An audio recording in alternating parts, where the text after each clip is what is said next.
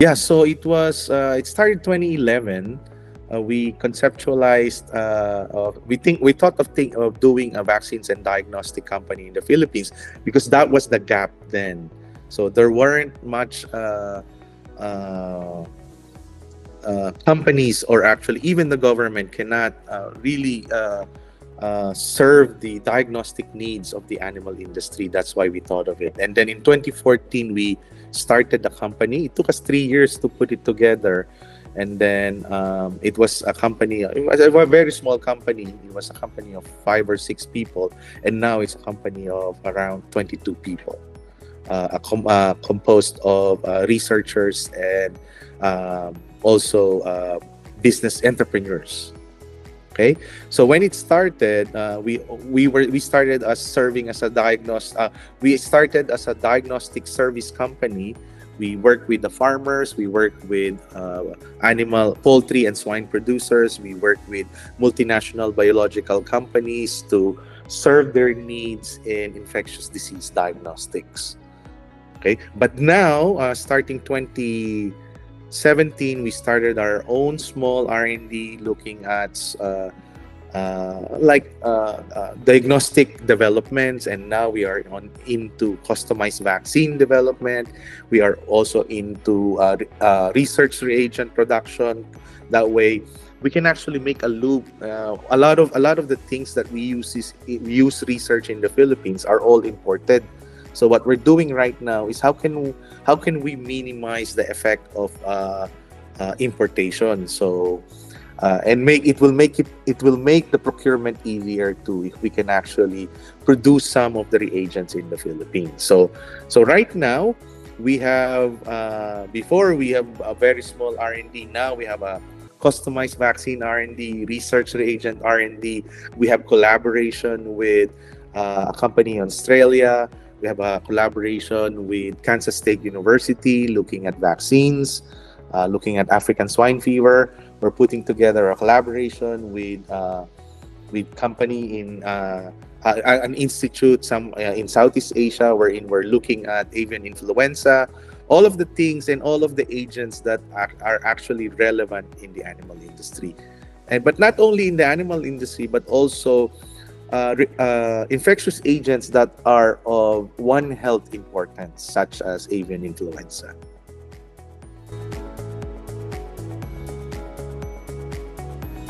So R&D is very important. In our company, we believe that uh, you need innovation to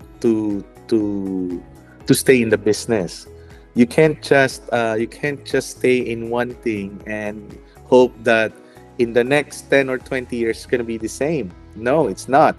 So that's why you have to introduce innovation. You have to introduce research in such a way we can keep up to the changing technologies that we use in the world. So that's why ang R&D naman sa Pilipinas, it's really hard to do research because of the atmosphere that we are in. Hindi ganun katatag pa sa Pilipinas compared dito sa ibang bansa tulad sa US, sa Europe.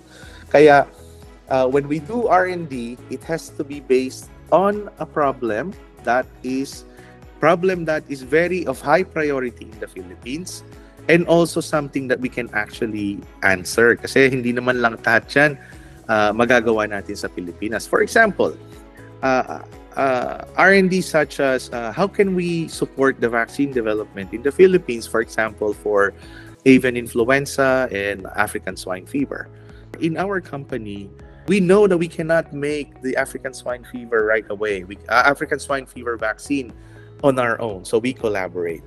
But before we collaborate, we do some research, such as, for example, genomic studies of these viruses, African swine fever virus, avian influenza virus. We do a lot of genomic studies. We do a lot of genotyping in such a way we generate information that will help us in our diagnostics development and also in our vaccine research. Yung mga simple lang muna.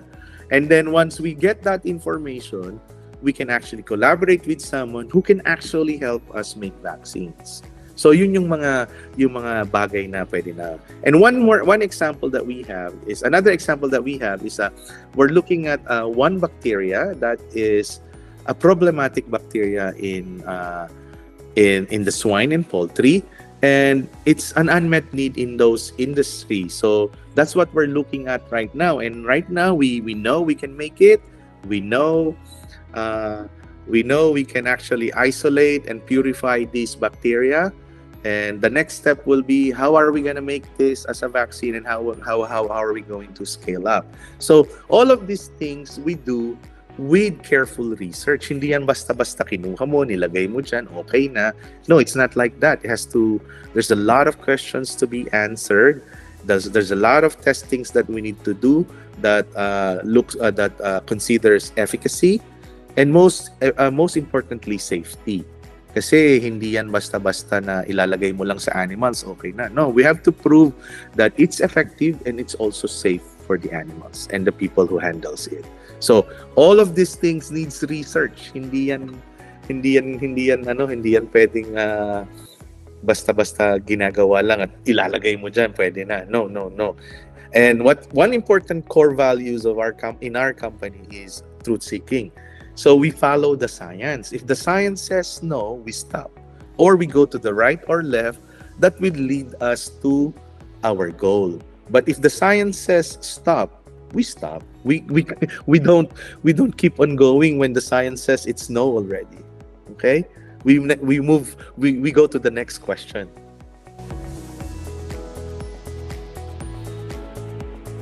Napaka-importante to answer questions, di ba? It can't be just done na simply na kunin mo to, ilagay mo doon, bakuna na yan. No, everything has a question, and we have to generate answers. And the reason, and one of the important things na nakuha namin is yung support ng DOST. It's very important that people or researchers or experts will collaborate for a common goal, because admittedly we cannot do things by ourselves only.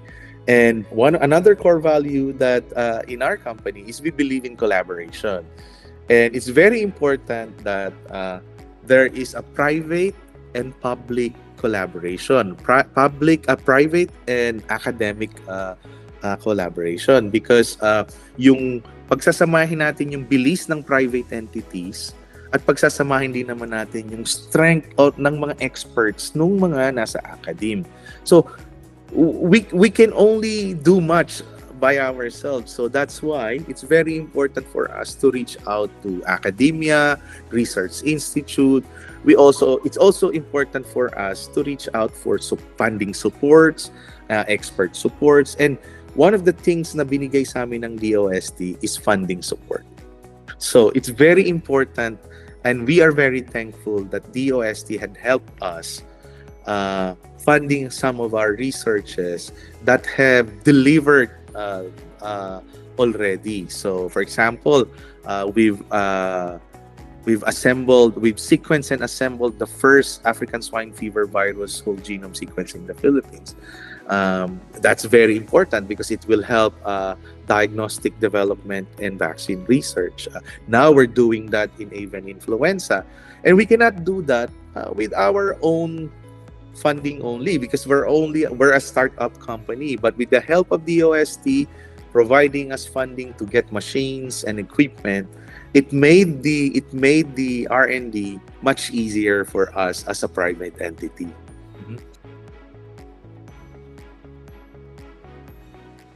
Right now, one of the things that we're doing is basically improve our diagnostic services. Before, it's just plain diagnostics such as PCR and ELISA, bacteriology. Now it's different. We're doing genomics, so that's one of our one of the things that we are improving. We're offering genomics services to our clients, to our partners. And we're trying to establish precision diagnostics, hindi na lang basta yes or no or quantitation of something. We're trying to give more descriptive, we're trying to give more information, as much information that we can give to our clients or to the industry that we serve. For example, food safety. Before food safety, they'll just do plain bacteriology. Now we're doing molecular food safety, looking at, for example, serotyping of salmonella, looking at the variant, for example, serovars of salmonella, not in a different manner now, looking at DNA-based markers. So I think we are the only company in the Philippines who does DNA markers, serovar typing of salmonella in the Philippines. For example, we're also doing antimicrobial resistance using DNA markers. We're not doing this antibiotic sensitivity testing, simple antibiotic sensitivity testing anymore. We're actually implying the power of genomics in this field. So we're establishing precision diagnostics. We're also establishing precision medicine, wherein we would like to establish customized vaccines or support customized vaccine initiative of other companies through careful diagnostics. And other things that we are looking at is we would like to support our country in terms of establishing a more comprehensive and unified surveillance program through our mobile biocontainment laboratory that we hope to be a national program. We hope for our mobile laboratory program to be deployed in different provinces, and specifically the state universities and colleges with the School of Veterinary Medicine, because in that way we'll be able to establish a unified approach, and at the same time we could also use the state universities and colleges as a training center. In such a way we can actually transfer these technologies through generations.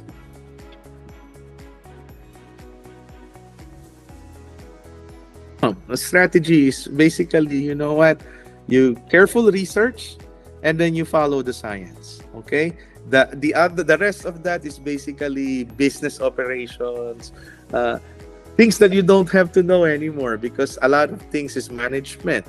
But what's important is you have to learn. The strategy is to first is to surround yourself with a lot of really good people who share the same vision, and then who believe in what we can do and what we can do to help the Philippines.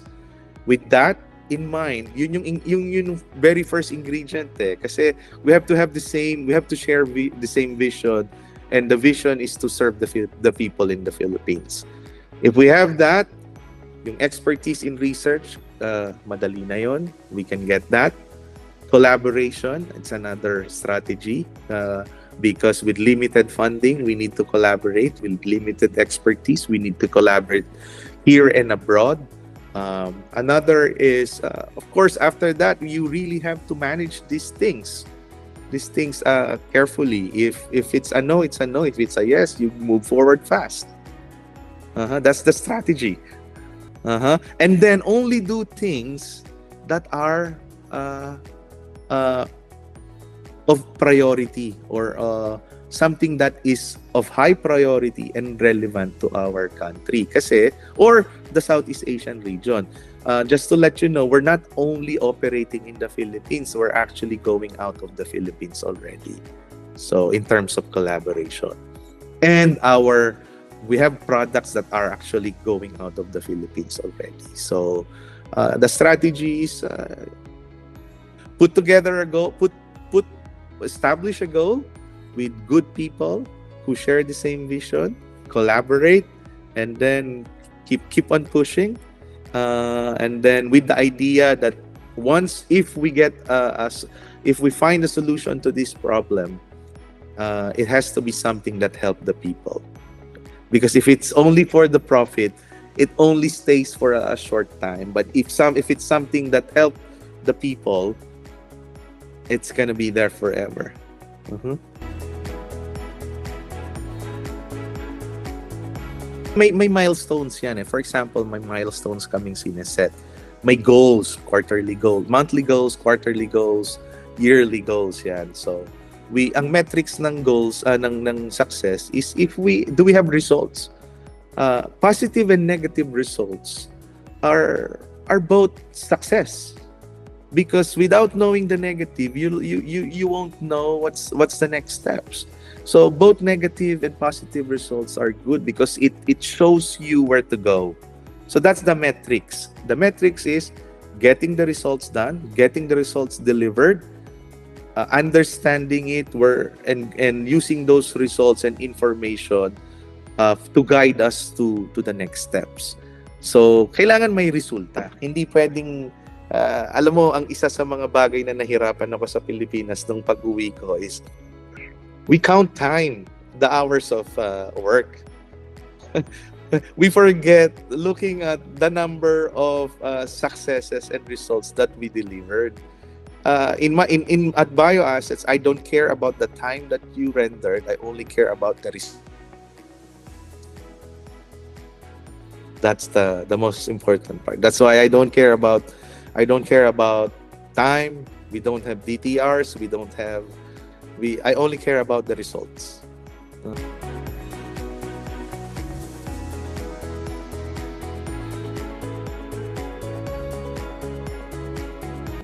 How do we identify projects?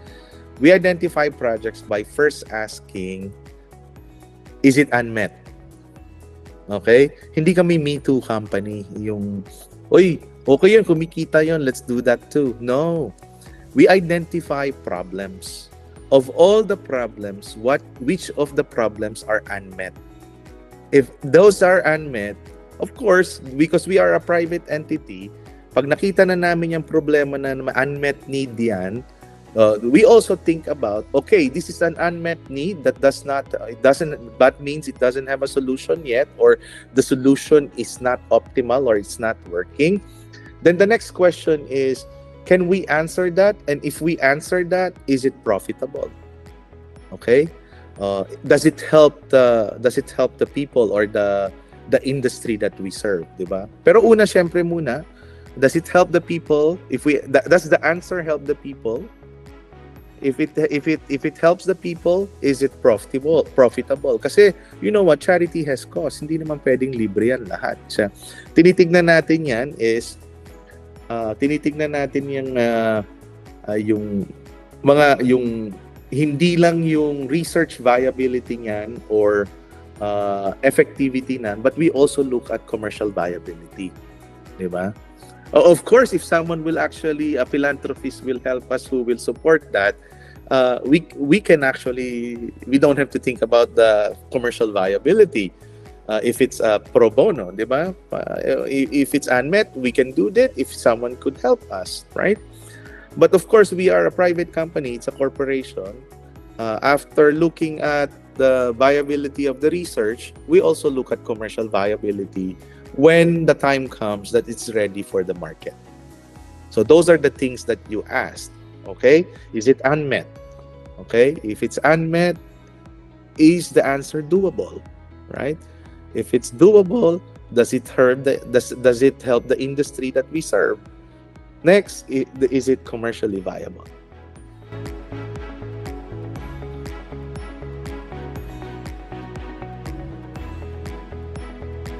Yeah, other than government funding, meron pa kaming iba, meron kaming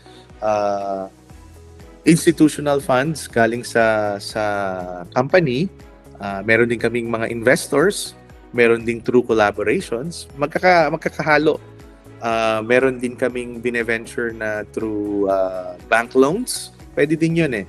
Meron kami, for example, meron kaming project ngayon na sinusuportahan na ng maraming local government units. It needs funding.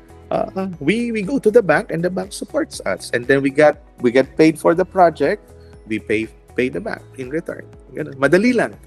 Simple lang, di ba? Pero maraming ways. Marami kaming ways na ginagawa. Una is yan, may mga funding ng gobyerno, may funding ng korporasyon, merong funding ng new investors, meron din kaming bank loans, di ba? Pero madali lang yung bank loans. Pagkagawa ng project, uutang ka dito, susuportahan mo yung project, babayaran mo yung banko, tapos na. Simple lang. Yun nga po. Di ba? It's nice because you don't change. Nag-grow yung company. Nag-grow yung company. And the growth of company is supported internally. Hindi ka kasi when you invite investors, it dilutes the shares of the others, 'di ba? So para hindi kami natatakot lumapit sa bangko kasi credible company naman kami, alam nilang nagbabayad kami, 'di ba?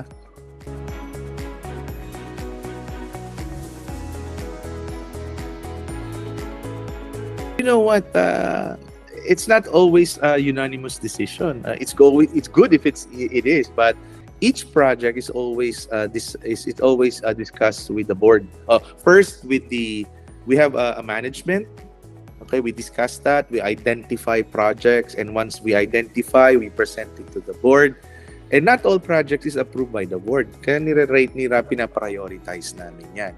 Of course, it's always good if you have a healthy discussion. Hindi maganda yung lahat naka-oo. Di ba? I really appreciate it. It's my leadership style that I want to hear comments. I want to hear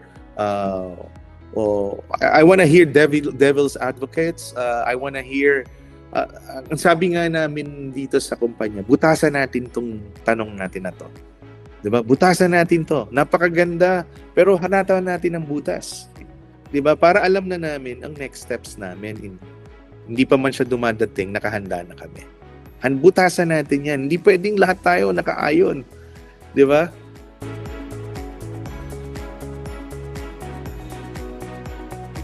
My style of leadership is a little bit different. So I lead from behind. So I don't like I don't like yung iba boss talaga, di ba? No, I'm not like that. I lead from behind and I'd like empowering people. That's why our organizational structure is very flat. So from me as the president and CEO, I also serve as the scientific officer, and under me are directors of admin, accounting, business development, research, and then legal. So flat lang pagkatapos nun, and then everything is cascaded to all the staff. So maraming individual contributors, walang masyadong maraming managers. So para madali lang, may direct communications ang bawat isa from the staff to me, and myself to the staff, and ganun lang ka-flat from myself, from the president and the chief scientific officers goes down to directors. Para madali kasi I believe that to lead the company, marami empower mo yung mga bagong staff, sabi nila yung hindi na bago mga newbies or mga ini-empower namin. So para lahat sila may ownership sa project, 'di ba? Hindi lahat maraming individual contributors because they themselves are leader of their project. They don't have to be a manager of anything or have so many reports, because the style of operation is basically I am an individual contributor, but I lead this project with many collaborators inside the company and outside the company. So this person do not report to me, but I lead them towards a common goal. So ngayon, yung flow ng information mas mabilis kasi I don't report to him, she doesn't report to me. This guy is just leading us all experts or different experts into achieving a common goal.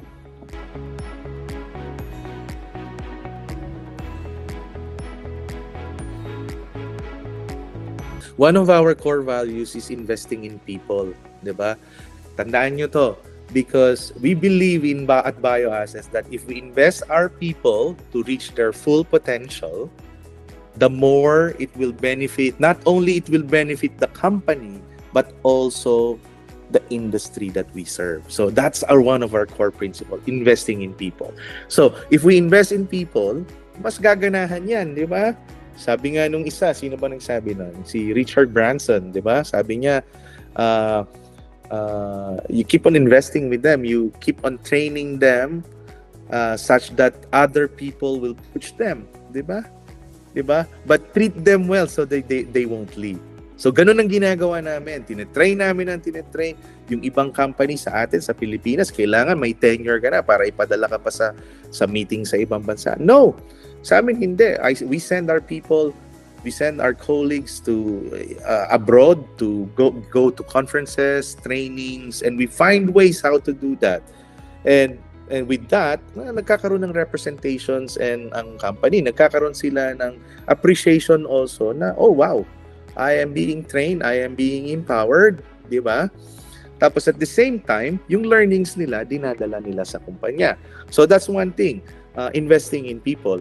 Next is, sabi ko nga sa inyo, BioAssets is 100% employee-owned. So all employees of BioAssets are shareholders. So, pagpasok mo pa lang ng kumpanya, alam mo na bibigyan ka ng ganitong karaming shares and every year, every 2 years, we give shares, we award shares. Alam niyo kung bakit? Kasi, para ikaw, hindi ka nagtatrabaho sa akin. You are working for yourself because we believe when the company grows, you grow also. Diba? When we become a billion company, you become part of it also. Hindi lang lumalaki sweldo mo, lumalaki din yung ownership mo. That's the second thing. Third thing is benefits. You give them really good benefits. For example, insurance, 'di ba? Insurance. 'Di ba? Not a lot of companies give insurance, but in BioAssets, we give insurance to not only to our employees, but also to their dependents. Imagine that. Imagine that. we give insurance, fully paid insurance to their dependents. Di ba? Kasi ang iniisip namin is pagdating nyo dito, we want you to think like focus dun sa trabaho nyo na hindi nyo naiisipin para nagkasakit ka, saan mo kukunin to. No, magkasakit anak mo, wag naman sana. Magkasakit ang magulang mo, asawa mo, wag naman sana na at least alam na niya na pag nangyari itong mga bagay na to, sasagutin siya ng kumpanya. Maliit lang kami pero bakit namin to ginagawa? Alam mo ginagawa namin bukod pa dito sa benepisyo na to. Kasi gusto namin maging healthy kayo lahat. Alam mo pang ginagawa namin? Pag nagpabakuna ka, meron kang incentive. Pagka nagpa-annual physical exam ka, may incentive ka in the form of gift checks. Di ba? Ano yan? Pagka naka 10,000 steps ka every quarter, may incentive ka. Di ba? Pagka blood chem ka, may incentive ka. Di ba? Ano pa ba? Pagka nag-volunteer ka ng 8 hours a year, 8 hours a year lang, may incentive ka. Di ba? A lot of things I did not think by myself. It's a collaboration of our employees na, hoy, paano ba natin, how can we make BioAssets a great place to work? Diba? It not only comes from me, it comes from everyone. A part of it, I learned it from my previous company, which is a great place to work. I came from Genentech. It's a great place to work. For so many years, for decades, it's one of the best places to work in biotech. So, actually in the whole United States. So maraming learnings na ginagawa namin dito, marami din na nanggaling sa mga empleyado. So those are the things, 'di ba, na pwede mong gawin para mahikayat sila na ma-retain mo yung talent at saka maka-attract ka ng talent.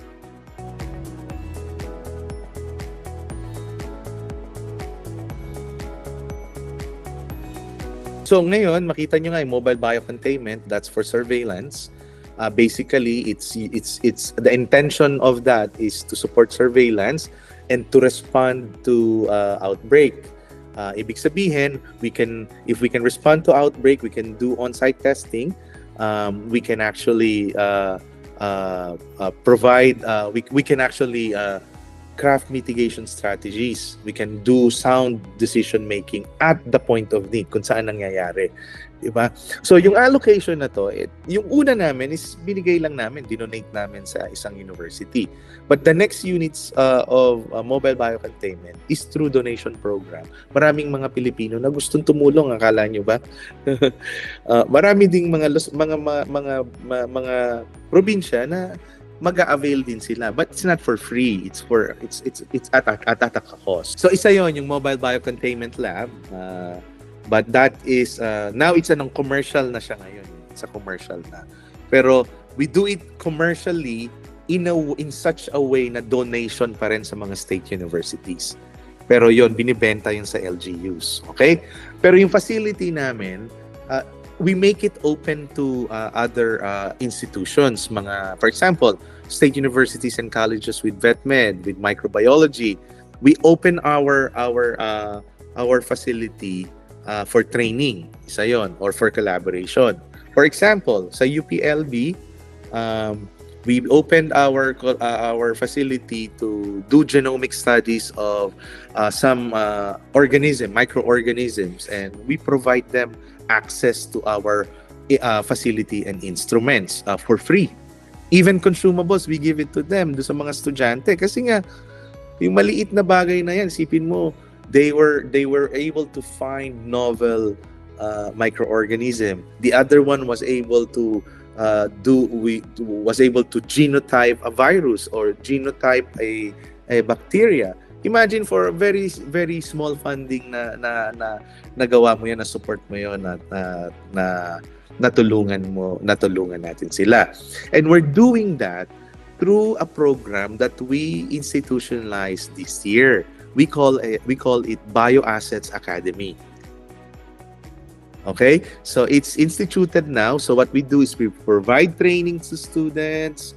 We provide training to professionals, for example, veterinary professionals, laboratory professionals. They can do training in our company, and that is through the BioAssets Academy.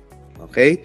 Our hope is for it to be maging accredited ng CHED, accredited siya ng ano pa yung isa? CHED, TESDA, and the DepEd, ganon. So, isang medium yon na pinapagamit namin yung facilities namin. And the rest is actual program collaboration. Meron talagang project na ginagawa na, sige, open namin to, we take care of this, you take care of that.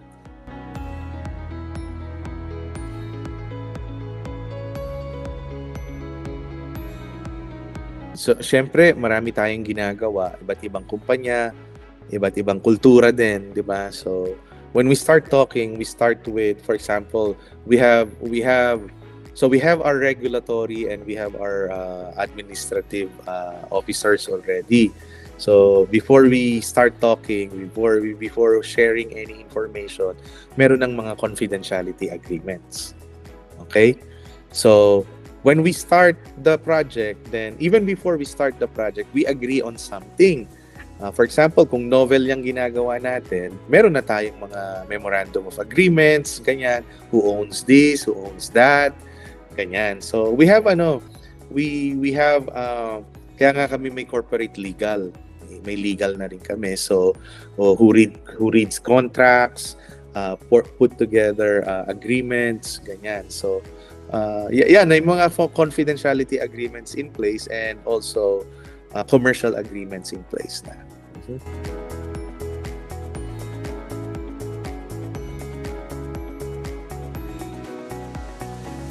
Importante yan. Unang-una, for example, pagka gumagamit ka ng hayop, kailangan kinoconsult mo, may IACUC na tinatawag, di ba? Institutional Animal Use and Care, something like that. kailangan nagko-comply ka doon. Dahil maliit na company pa lang kami, nakikipag-collaborate kami sa iba na mga experts, for example, in animal welfare, animal use, ganyan. Importante din na i-consider mo yung institutional biosafety. Kasi, halimbawa, nag-handle kami ng mga viruses, bacteria. We want to make sure that all people who handles it knows are well trained to do it. Kasi kailangan maingat sa paghawak ng, kasi ayaw mong may occupational hazard, meron ding environmental hazard. So kailangan those things are set in place, and those things are being looked at through a biosafety committee. So we want to make sure we are in compliant. Hindi lang yan, pati mga waste management namin, we want to make sure we are complying to the laws of the land. Okay?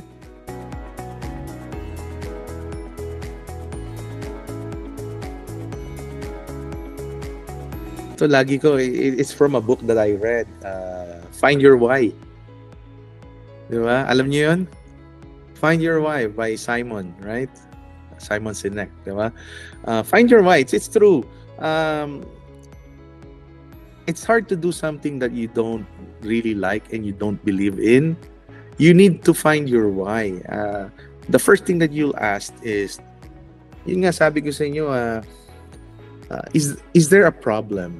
Is there a solution that I could provide to that problem? Diba? So, is this something that makes me happy doing? Diba? So, kailangan, yung gagawin mo is hindi lang how much profit, how much. Hindi, dapat why? Why are we doing this? Does it benefit someone? Does it benefit yourself? Does it benefit others? Dapat may why. Hindi pwedeng laging how much, di ba? What? Ganun laging why. And I like that book. I will recommend that to you, reading that book. So you have to have a vision, di ba? Once you find your why, put together a vision.